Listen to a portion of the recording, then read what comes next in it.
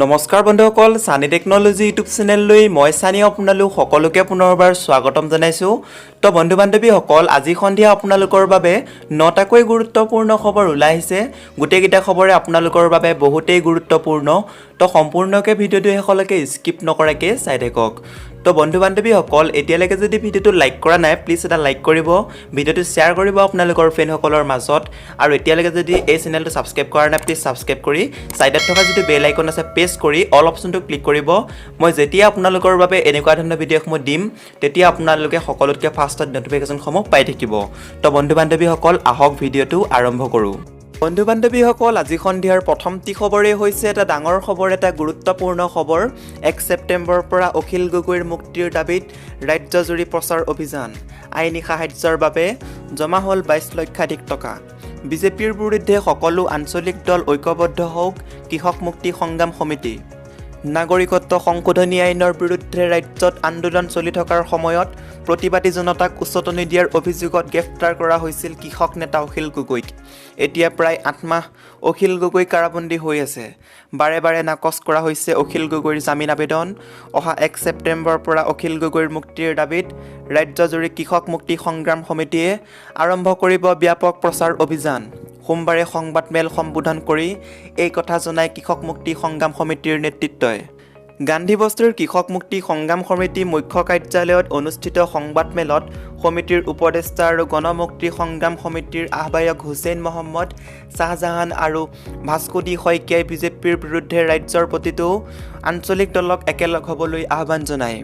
আঞ্চলিক দল সংগঠন আৰু শক্তিসমূহক ঐক্যবদ্ধ হোৱাৰ বাবে অগপক বাদ দি অন্যান্য দলসমূহ ক্ৰমে আঞ্চলিক গণমৰ্চা, অসম সংগ্ৰামী মঞ্চ, সংযুক্ত আঞ্চলিক দল, LDP আৰু আপক আগবাঢ়ি আহিবলৈ আহ্বান জনাইছে কৃষক মুক্তি সংগ্ৰাম সমিতিয়ে।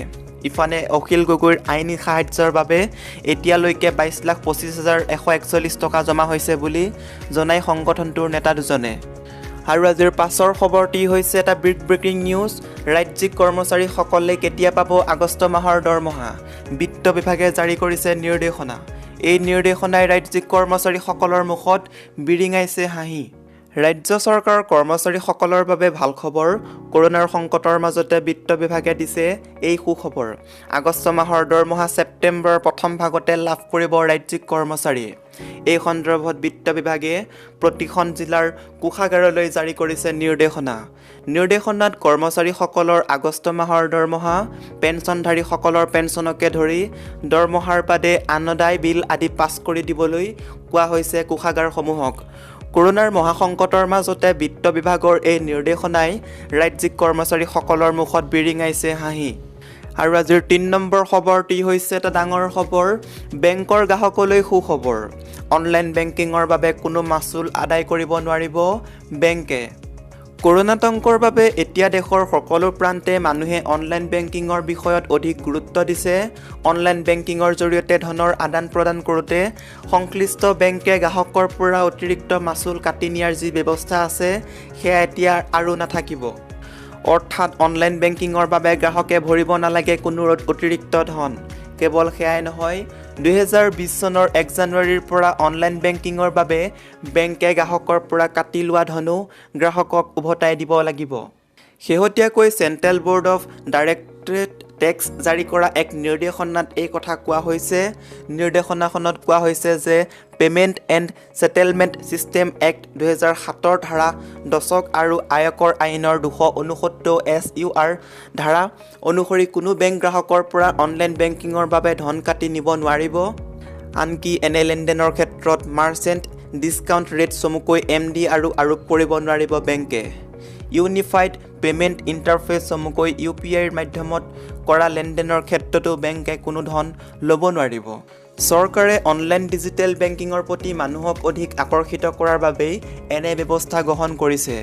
আৰু আজিৰ পাছৰ খবৰটি হৈছে এটা ডাঙৰ খবৰ। মোদীৰ মন কী বাত হেৰুৱাইছে জনপ্ৰিয়তা। ইউটিউবত ডিছলাইকৰ জোৱাৰত কিহৰ ইংগিত? দেওবাৰে প্ৰধানমন্ত্ৰী নৰেন্দ্ৰ মোদীয়ে তেওঁৰ 68 সংখ্যক মন কী বাতত ৰাষ্ট্ৰীয় শিক্ষানীতিৰ ওপৰত গুৰুত্ব দিয়াৰ কথা প্ৰকাশ কৰিছে। প্ৰধানমন্ত্ৰীগৰাকীয়ে লগতে শিশুসকলক অধ্যয়নৰ ক্ষেত্ৰত আগ্ৰহী কৰি তোলাৰ বাবে পুতলা ব্যৱহাৰৰ কথাও ক'লে। প্ৰধানমন্ত্ৰীয়ে ৰাষ্ট্ৰীয় শিক্ষা নীতিত সেইভাৱে খেলৰ ওপৰত বিশেষ গুৰুত্ব আৰোপ কৰা হৈছে বুলিও সদৰি কৰিছে।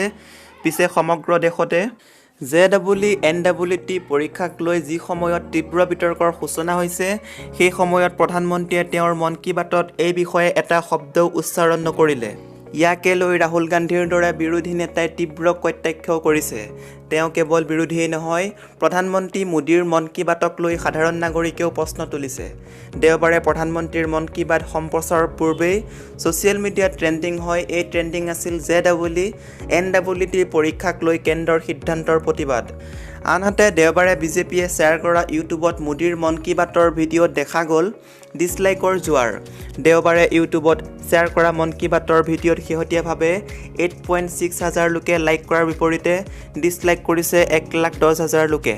ইমান বৃহৎ সংখ্যক কৰা অপচন্দৰ বিষয়টোৱে স্বাভাৱিকতে বিজেপিক চিন্তাত পেলাইছে।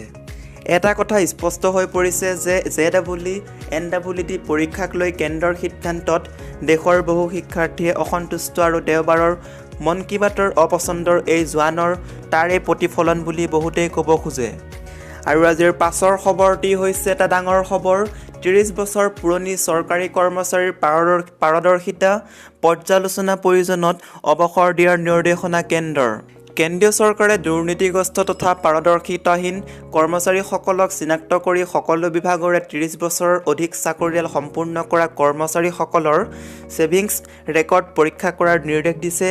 1972 চনৰ কেন্দ্ৰীয় অসামৰিক সেৱা পেন্সন নিয়মাৱলীৰ অধীনৰ নিয়ম 48(1)(b) আৰু নিয়মাৱলী 56(j) তথা 56(I) অনুসৰি কেন্দ্ৰীয় চৰকাৰৰ কৰ্মচাৰীসকলৰ পাৰদৰ্শিতাৰ পৰ্যালোচনা কৰা হয়। এই নিয়মৰ ভিত্তিত কৰ্তৃপক্ষই যিকোনো চৰকাৰী কৰ্মচাৰীক যিকোনো সময়তে ৰাজহুৱা স্বাৰ্থত বাধ্যতামূলক অৱসৰ দিব পাৰে। কেন্দ্ৰীয় চৰকাৰৰ শেহতীয়া নিৰ্দেশনাত স্পষ্টকৈ কোৱা হৈছে যে কোনো চৰকাৰী কৰ্মচাৰীৰ বয়স 50ৰ পৰা 55 বছৰ হ'লে তথা 30 বছৰ চাকৰি সম্পূৰ্ণ হ'লে জনস্বাৰ্থৰ খাতিৰত তেওঁৰ কাৰ্যকাল সমাপ্ত হোৱাৰ পূৰ্বেই চৰকাৰে অৱসৰ লোৱাৰ নিৰ্দেশ দিব পাৰে। নিয়ম 56(I) অনুসৰি গ্ৰুপ চিৰ অধীনৰ কৰ্মচাৰী বা পেন্সন নিয়মাৱলীৰ অধীনত নপৰা যিসকল কৰ্মচাৰীৰ 30 বছৰ চাকৰিয়াল সম্পূৰ্ণ হৈছে, তেওঁলোকক কৰ্তৃপক্ষই অৱসৰৰ নিৰ্দেশ দিব পাৰে। ইয়াৰ বাবে উক্ত কৰ্মচাৰীক 3 মাহ পূৰ্বে জাননী দিব লাগিব নাইবা 3 মাহৰ দৰমহা তথা পাবলগীয়া ভাত্ৰা আদি দিব লাগিব। নিৰ্দেশনাত লগতে কোৱা হৈছে যে এই ক্ষেত্ৰত উক্ত কৰ্মচাৰীয়ে অৱসৰ গ্ৰহণৰ পাছত নিয়মানুসাৰে পেন্সন লাভ কৰিব।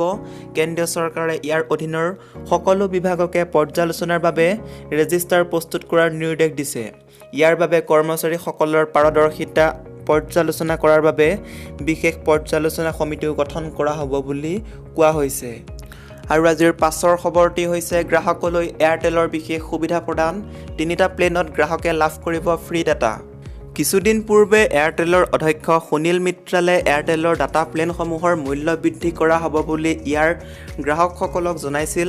মিত্ৰালে এক ইংগিত প্ৰদান কৰি কৈছিল যে এয়াৰটেলৰ প্ৰতি 1 GB ডাটাৰ বাবে গ্ৰাহকসকলে 100 টকা ভৰিবলৈ সাজু থাকিব লাগিব। কিন্তু সেই ইংগিতৰ মাজতে এয়াৰটেলে ইয়াৰ গ্ৰাহকসকলৰ বাবে কিছু স্বস্তি প্ৰদান কৰি ফ্ৰী ডাটা কুপন আগবঢ়াইছে।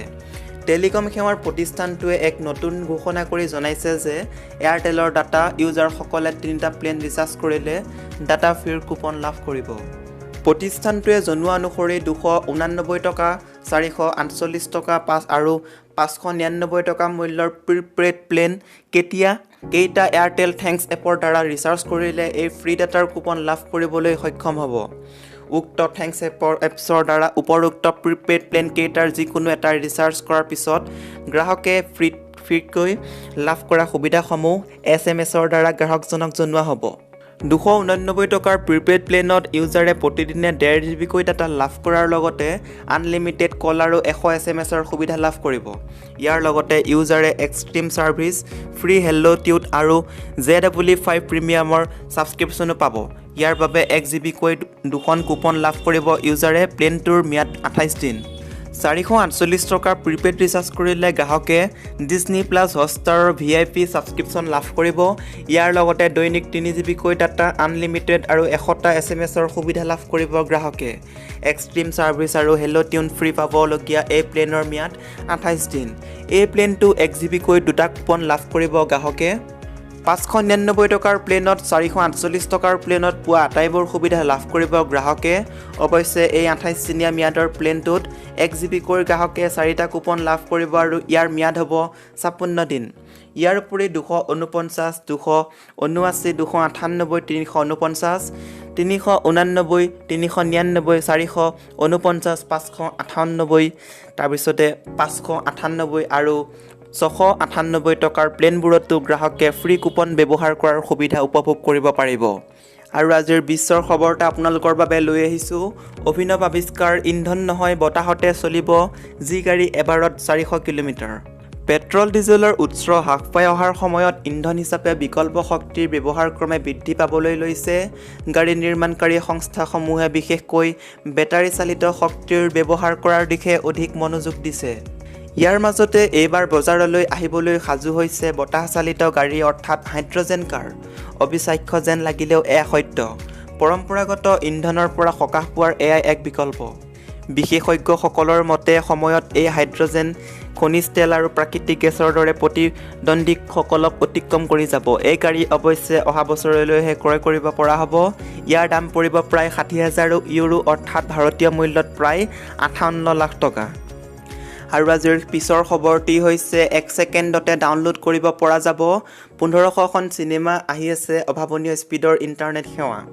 সুখৰ খবৰটো হ'ল যে বিজ্ঞানীসকলৰ মতে অতি কম ব্যয় কৰিলেই বৰ্তমান ব্যৱহাৰ কৰি অহা অপটিকেল ফাইবাৰ আন্তঃগাঁথনিসমূহে এই নতুন এমপ্লয় কাইফাৰ প্ৰযুক্তি ব্যৱহাৰ কৰি এই ছুপাৰফাষ্ট ইণ্টাৰনেট সেৱা লাভ কৰিব পৰা যাব।